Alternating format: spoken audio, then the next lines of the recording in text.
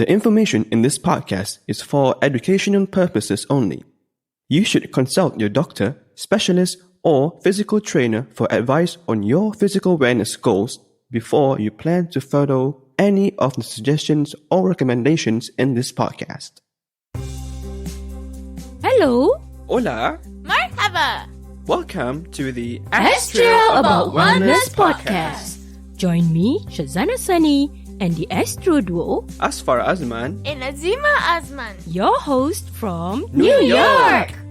Let's strive to educate, regenerate, and elevate family institutions through optimal productivity and wellness education, one episode at a time. Are you ready? To listen to inspirational stories of trust, respect, acceptance, integrity, Love. and social responsibility for multicultural families and special need communities? Sit back and relax and be inspired by the awesome people that we highlight in the first segment of the podcast. Welcome back to the Astro About Wellness podcast. This episode is co-sponsored by Hadi Kamsani and my dad, Azman Ripin. Thank you and may God bless you. Hello. May peace be upon you. You are listening to the 18th episode of the podcast with me, Syazana, and the Astro Duo, Athfar and Adema. Do you remember what we talked about in segment 1 last week? Oh yes. Yeah, we talk about my favorite time of the day, iftar. That is when Muslims break our fast. We also mentioned an organization that provides support services for special need communities, AIM Services, located in Wilton, Saratoga Springs. Wonderful recall. Hey, this Ramadan, our family attended 2 iftars at our friend's house. Let's listen to one of the recordings I did at Waterville, New York. Hi everyone. Assalamualaikum. This is Zahira's house. Marhaba. Shukran, mercy.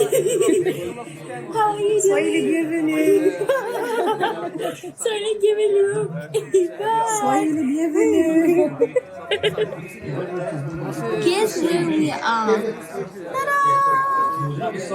Zahira's house. Yeah, we like her. Yeah. Finishing coffee. Yeah. I had so much fun with Zahia. We received a special invitation from her. I hope you can feel the joy of breaking fast in the recording. My tummy was so happy with the delicious food that Sister Zahia cooked. Wow, what a pleasant surprise. Haha, yeah. I remembered that I didn't have my professional digital recorder with me that day because I wasn't planning on doing any recordings. But you were so excited and used my iPhone XR to record it instead. Next time, bring the recorder everywhere we go, please. Okay, I'll try to remember, but no promises. By the way, do you remember what dishes Sister Zahia cooked that day? Let me think. She cooked Algerian lamb soup with wheat, beef pasty roll, Algerian chicken over basmati rice with coffee and tea. Yummy. If you had listened to the podcast, you would remember Sister Zahia and her healthy cake, tea, smoothie, and salad recipes. If you have tried any of her recipes, or our bergedel, the Malay hash brown recipe, do share your photos and cooking adventure with us. Here's a great offer.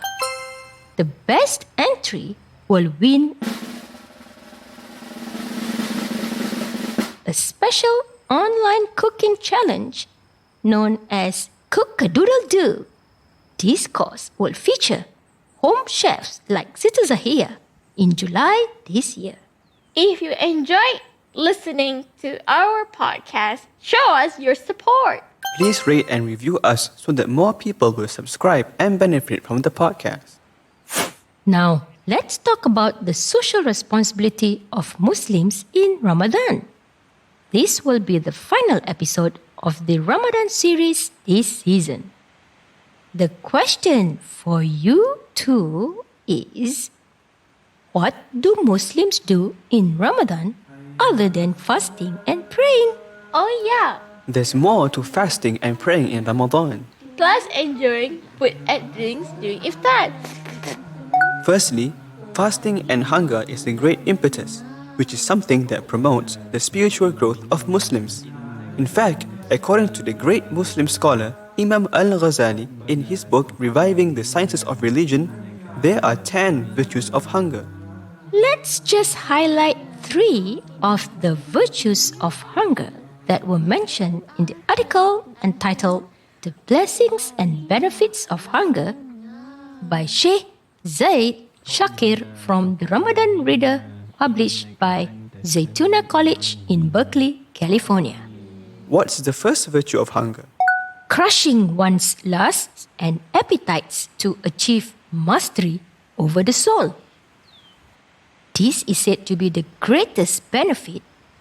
When Muslims fast, we also refrain ourselves from our desires for intimacy and other bad habits or traits such as overeating, using bad or offensive language, wasting time or resources, and much more. What's the second virtue of hunger? Purifying the heart. This ignites creativity and facilitates inner vision. What's the third virtue of hunger? Prioritizing charity and giving preference with excess food to the needs of the poor and orphans. Muslims are encouraged to be extra kind and generous in Ramadan. Yes, according to the Zakat Foundation of America, charity in Islam, zakat, is not just one of the core pillars of Islam but a tool to help ease poverty, suffering, and hardship throughout the globe. Every year, Muslims pay zakat or alms. The Zakat Foundation of America offers a zakat calculator to help Muslims determine how much zakat they need to pay. The zakat calculator considers the comprehensive net assets, total wealth. In Ramadan, Muslim households pay a special zakat known as Zakatul Fitr, or the zakat of breaking the fast of Ramadan. It is the special obligatory alms paid by all Muslims by the end of Ramadan. In addition to paying Zakat al-Fitr, some families give out food staples like rice, flour, cooking oil directly to the poor who are also recipients of the zakat. Muslims give lots of sadaqah or charity, which is a monetary donation to the poor and orphans in addition to the compulsory Zakat al-Fitr in Ramadan and the annual zakat. If you want to know more about zakat and Zakatul Fitr, you can visit the Zakat Foundation of America at https://www.zakat.org. In the last 10 days of Ramadan, Muslims look forward to the Night of Power, also known as Laylatul Qadr. This night is the night that Allah subhanahu wa ta'ala is most generous. If someone is blessed to meet this night, the rewards for his acts of worship will be multiplied by 1,000 months. So Muslims hunt for this night by doing acts of worship like reading the Holy Quran, Qiyamul Layl, which is night prayers, in addition to Salatul Tarawih, seeking forgiveness from God for all our sins and seeking forgiveness from others, especially if we have done something wrong in the past. Before we end this segment, we would like to wish all the marvelous moms out there Happy Mother's Day. If you're lucky to have your mother, mother-in-law, or someone whom you regard as a mother to you, remember to do something extra special this week to show your appreciation for her unconditional love and her sacrifices. This year, I'm blessed to receive early Mother Day's gift from my teen superheroes.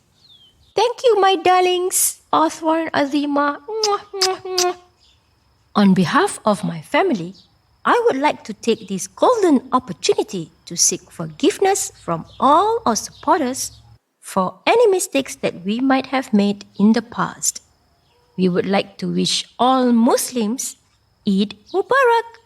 That's it for segment 1 today. Stay tuned to the next episode. And listen to stories of trust, respect, acceptance, integrity, love, and social responsibility.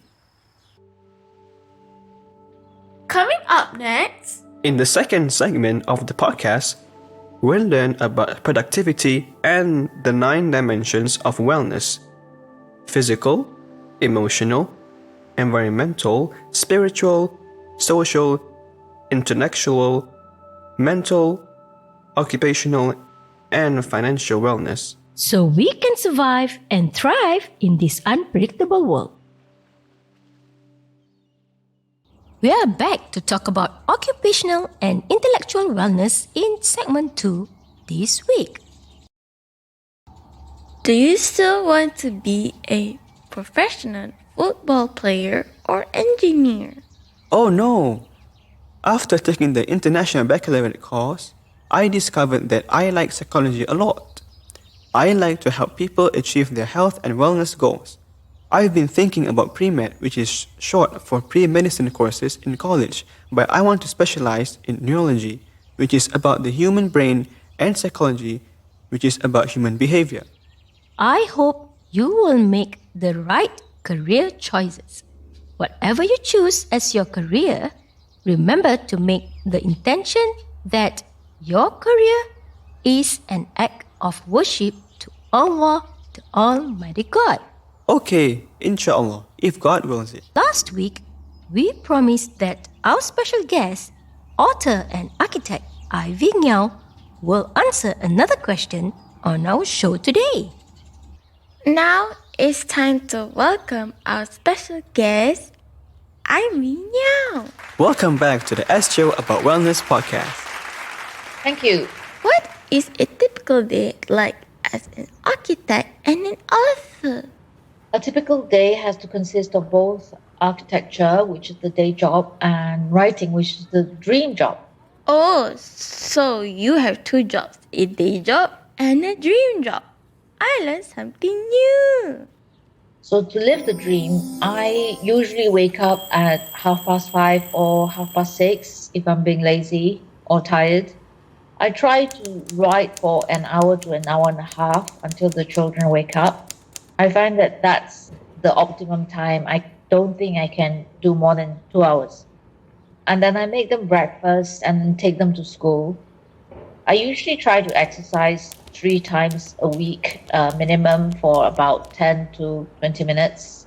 And I crack on with all my architectural work, which is emails or responses to admin, drawing, accounts, certificates, checking figures, calculations, and all work-related activities, including calls and meetings. So I work on these tasks until it's time for the children to come back from school. Wow, you're someone with good discipline and a great passion for what you do. Do you cook and prepare meals for your family, or do you like to go out for meals? I usually prepare all their meals. We eat at home usually.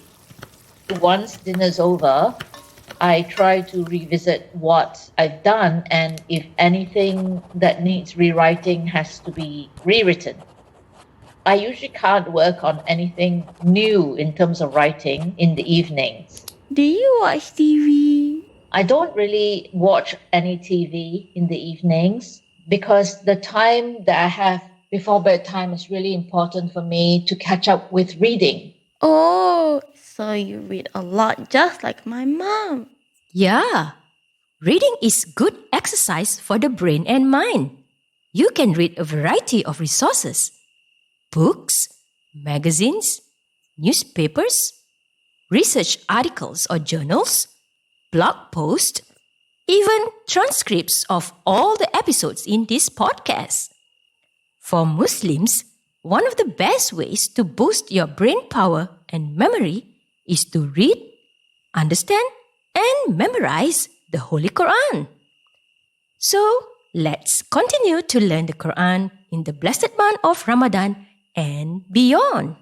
Okay, I'll try to do better next time. Yes, you can do better. What did you do to cope with the stress and anxiety during the COVID-19 lockdown in London? Something that's happened over lockdown was that we started a family book club. Oh, really? Book club at home. So every night we focus as a family on reading. I'm trying to pick up speed with my kids because of the lack of real interaction in school due to a lot of online interaction. I find that they are finding it difficult to focus on skills like reading, basic skills. So I try to get them to read 5 to 10 pages every night. And we all do it, my husband and I and the kids. And after we read for about 10 minutes, we try to discuss ideas or what we've read, what we liked or what we didn't like. I found that the family book club was really important to keep us together and keep us sane during the lockdown. Because don't forget, there is little or zero social interaction. And I found that it was important to connect on a very basic level, which is reading skills. Great sharing. Awesome. Thank you so much, Ivy. If you are a teenager or a parent with teenage children who are thinking of becoming an architect or author, we hope that you have a better idea of what to expect of life as an author and architect after listening to Ivy Ngeow. Remember, choosing the right careers will have an impact on your occupational and intellectual wellness. Next week, Ivy will be back to answer another question. What were the challenges you encountered to become an author and architect? Stay tuned to the next episode. We've now come to the end of the show today. If you have enjoyed our show, Like us on Instagram, Facebook, and Twitter. At Astrowello, ASKTRIOWELLO.